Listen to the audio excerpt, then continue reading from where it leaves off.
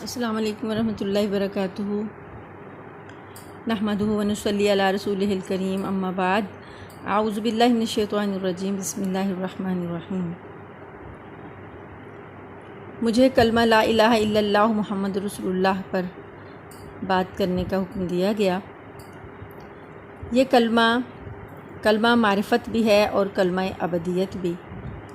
ساری کی ساری کامیابیاں صرف اللہ کے ہاتھ میں ہیں۔ اللہ کی ذات حقیقی ذات ہے، باقی سب کو اللہ نے پیدا کیا ہے۔ اللہ تعالیٰ نے ہماری اور ساری دنیا کے انسانوں کی دونوں جہانوں کی کامیابی صرف اپنے حکم اور رسول پاک صلی اللہ علیہ وآلہ وسلم کی اطاعت میں رکھی ہے۔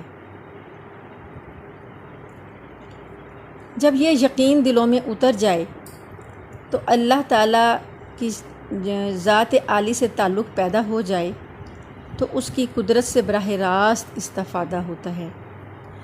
اس کلمے میں اپنے یقین، اپنے جذبے اور اپنے طریقے کو بدلنے کا مطالبہ ہے۔ اللہ تعالیٰ کے پاس چیزوں اور حالات کے لامحدود خزانے ہیں۔ اللہ تعالیٰ چیزوں کے اور حالات کے پیدا کرنے والے ہیں۔ اپنی قدرت سے جو چاہتے ہیں کرتے ہیں اور کرنے میں مخلوقات میں سے کسی کے محتاج نہیں ہیں۔ اللہ صمد ہے، بے نیاز ہے۔ اللہ علیم ہے، جاننے والا ہے۔ بصیر ہے، دیکھنے والا ہے۔ وہ سمیع ہے، سب کی سنتا ہے۔ وہ رازق ہے، تمام مخلوقات کو روزی دینے والا ہے۔ وہ خالق ہے، پیدا کرنے والا ہے۔ آگ سے جنات پیدا کیے، پانی کے اندر مچھلیاں اور دوسرے آبی جاندار پیدا کیے۔ دنیا کے اندر انسان، پرند، چرند اور درندے پیدا کیے۔ مٹی کے اندر حشرات الارض اور نور سے فرشتے پیدا کیے۔ وہ زندگی، موت اور زمین و آسمان کو پیدا کرنے والا ہے۔ چاند، سورج، ستارے، سیارے، سمندروں اور پہاڑوں کو پیدا کرنے والا، بنانے والا ہے۔ عزت و ذلت کا فیصلہ کرنے والا ہے۔ ہر چیز پر قادر ہے اور ہر شے اس کے قبضۂ قدرت میں ہے۔ اللہ کے پاس غیب کے خزانے ہیں۔ جو کچھ خشکی اور تری میں ہے وہ سب اس کے علم میں ہے۔ کوئی پتا بھی گرتا ہے تو وہ اس کو جانتا ہے۔ کوئی ذرہ یا دانہ زمین کی تاریکیوں میں ہو یا کہیں گہرائیوں میں پڑا ہو، اللہ کی روشن کتاب میں لکھا ہوا ہے۔ یہاں تک کہ ایک کالی چیونٹی کالی رات میں کالے پتھر کے نیچے چل رہی ہو، وہ بھی اس کے علم میں ہے۔ وہ اس کو دیکھتا ہے، اس کی حرکت کو سنتا ہے، اس کو رزق دیتا ہے۔ اس کے چھوٹے سے دماغ میں جو خیال اور سوچ ہے وہ اس سے بھی باخبر ہے۔ اللہ سبحانہ و تعالیٰ کی پاک ذات ایسی ہے کہ جس کو نہ اس جہان میں دنیا کی آنکھیں دیکھ سکتی ہیں، نہ کسی کے وہم و گمان کی اس کی حد تک رسائی ہو سکتی ہے۔ نہ اوصاف بیان کرنے والے اس کے اوصاف بیان کر سکتے ہیں، اور نہ حوادث زمانہ اس پر اثر انداز ہو سکتے ہیں، اور نہ گردش روزگار کا اس کو کوئی اندیشہ ہے۔ وہ ذات ہے جو پہاڑوں تک کو اور سمندروں تک کے پیمانے جانتا ہے، بارش کے قطروں کی تعداد تک کو جانتا ہے، اور درختوں کے پتوں کا شمار بھی جانتا ہے۔ وہ ذات ایسی ذات ہے کہ اس کی صفات و کمالات کو لکھنے کے لیے اگر دنیا کے تمام سمندر سیاہی بن جائیں اور اتنے ہی مزید سمندر بھی سیاہی بن جائیں اور کائنات کے تمام درختوں کی کلمیں بنا لی جائیں تو اللہ تعالیٰ کی تعریف لکھنی شروع کی جائے، تمام جنات اور انسان مل کر اللہ کی تعریف لکھنے لگیں تو سمندروں کی سیاہی ختم ہو جائے گی، درختوں کے قلم ختم ہو جائیں گے، انسان اور جن تھک جائیں گے، لیکن اللہ رب العزت کی تعریف اور صفات ختم نہیں ہو سکتی۔ وہ ذات ہمیشہ رہے گی۔ وہ اول ہے، وہ آخر ہے، وہ ظاہر ہے، وہ باطن ہے۔ اس کو نہ اونگ آتی ہے نہ نیند آتی ہے۔ لا تأخذہ سنۃ ولا نوم۔ اللہ کے سوا جو کچھ بھی ہے وہ اللہ کی مخلوق ہے۔ جب ہمارے دل کا یقین یہ بن جائے کہ اللہ سب کچھ کے بغیر سب کچھ کر سکتا ہے اور سارے کا سارا سب کچھ مل کر اللہ کے بغیر کچھ بھی نہیں کر سکتا، وہ اپنی قدرت سے جو چاہتا ہے کرتا ہے۔ اس نے حضرت آدم علیہ السلام کو بغیر ماں باپ کے پیدا کر دیا، حضرت عیسیٰ علیہ السلام کو بغیر باپ کے پیدا کر دیا، ان کی والدہ حضرت مریم کو بند کمرے میں بے موسم پھل عطا کیے، اور ان کو حضرت عیسیٰ کی پیدائش کے وقت تازہ کھجوریں اور پانی کا چشمہ عطا کیا۔ حضرت عیسیٰ علیہ السلام کو ماں کی گود میں گویائی عطا کی اور ان کو یہ معجزے دیے کہ وہ مردوں کو زندہ کر دیتے اور کوڑی کو ٹھیک کر دیتے اور مادرزاد اندھوں کو آنکھیں دلا دیتے۔ حضرت ابراہیم علیہ السلام کے لیے آگ کو گلزار بنایا۔ حضرت اسماعیل علیہ السلام کے ایڑیاں رگڑنے سے زمین سے آب زمزم نکالا۔ حضرت یونس علیہ السلام کوئی مچھلی کے پیٹ میں حفاظت فرمائی اور زکریا علیہ السلام کو بڑھاپے میں اولاد کی خوشخبری سنائی۔ حضرت موسیٰ علیہ السلام کے عصا کو اژدہا بنایا اور اژدہے سے پھر عصا بنایا اور ان کو بحر کلزم سے راستے بنا کے دیے۔ حضرت داؤد علیہ السلام کے لیے لوہے کو نرم کر دیا۔ حضرت سلیمان علیہ السلام کے تخت کو ہوا میں اڑایا۔ حضرت صالح علیہ السلام کی قوم کے لیے پہاڑ سے اونٹنی کو نکالا۔ اصحاب کہف کو 309 سال سلایا اور زندہ رکھا۔ عزیر علیہ السلام کو 100 سال تک سلایا اور ان کے کھانے کو گرم رکھا۔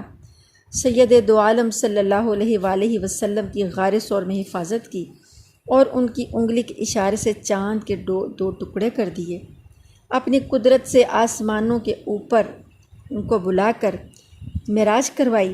جنگ بدر میں مسلمانوں کی 313 کی تعداد کو اپنے سے 3 گنا پر غالب کر دیا۔ تو گویا اصل کرنے والی ذات وہی ہے، زندہ سے مردہ پیدا کر دے اور مردہ سے زندہ پیدا کر دے۔ اصل طاقت اللہ کی طاقت ہے۔ کامیابی، مال، ملک، عہدے، یہ سب اللہ ہی کی عطا ہے، بذات خود یہ کچھ بھی طاقت نہیں رکھتے۔ زندگی کا بننا اور بگڑنا اللہ کے ہاتھوں میں ہے۔ جب یہ ہمارے دل کا یقین بن جائے کہ اللہ ہی زندگی بناتے ہیں اور اللہ ہی زندگی بگاڑتے ہیں،